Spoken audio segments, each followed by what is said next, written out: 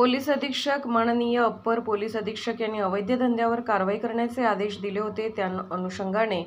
13/4/2024 रोजी माननीय upper police अधीक्षक यांना त्यांच्या गोपनीय बातमीदाराकडून मिळालेल्या माहितीच्या आधारे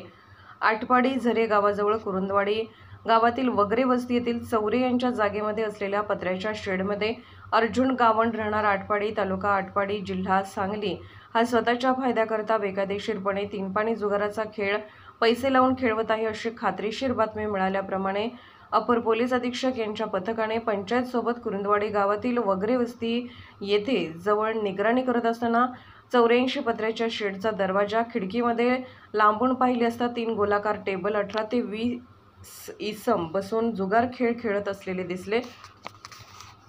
मिळालेल्या बातमीप्रमाणे त्यांचा संशय आल्याने पथकाने छापा टाकला असता बसलेल्या इसमाकडे प्रत्येकाच्या हातात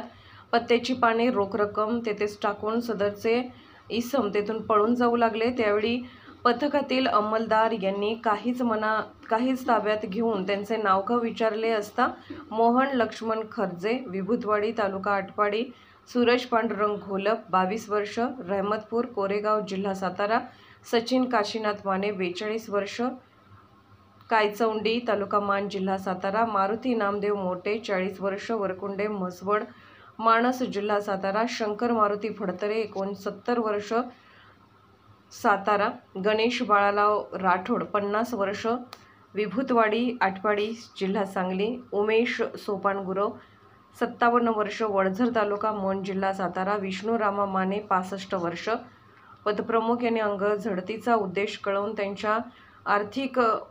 झडती घेतली असता त्यांच्या कब्जात पत्त्याची पाने 1,21,000 रुपयाची रोख रक्कम मोबाईल फोन मिळून आले। पथक प्रमुख यांनीही मोहन लक्ष्मण खर्जे वय वर्ष 44 विभूतवाडी तालुका आटपाडी यांच्याकडे विचारणा केली असता त्यांनी सदरचा जुगार अड्डा हा मालक अर्जुन गावंड चालवत असून आम्हाला फोन करून पैसे लावून जुगार खेळायला बोलवत असल्याची व जप्त केलेले पैसे व पत्त्याची पाने हे जुगारातीलच असल्याचे कपडे ताब्यात घेतलेल्या इसमांनी दिले। पोलिसांचा छापा पडल्यानंतर मला अर्जुन गावंड व इतर लोक पळून गेल्याचे सांगितले। त्यानंतर पोलीस पथकाने त्यांच्या कर्जातील पत्त्याची पाने रोख रक्कम मोबाईल फोन पळून गेले तसेच पुढील तपास सदर 8 आरोपी जप्त मुद्देमाल पुढील तपास कमी आटपाडी पोलीस ठाण्याकडे ताब्यात देण्यात आला असून पुढील तपासणी आटपाडी पोलीस ठाणे करत आहेत। सहसंपादक मुजफ्फर मुजावर।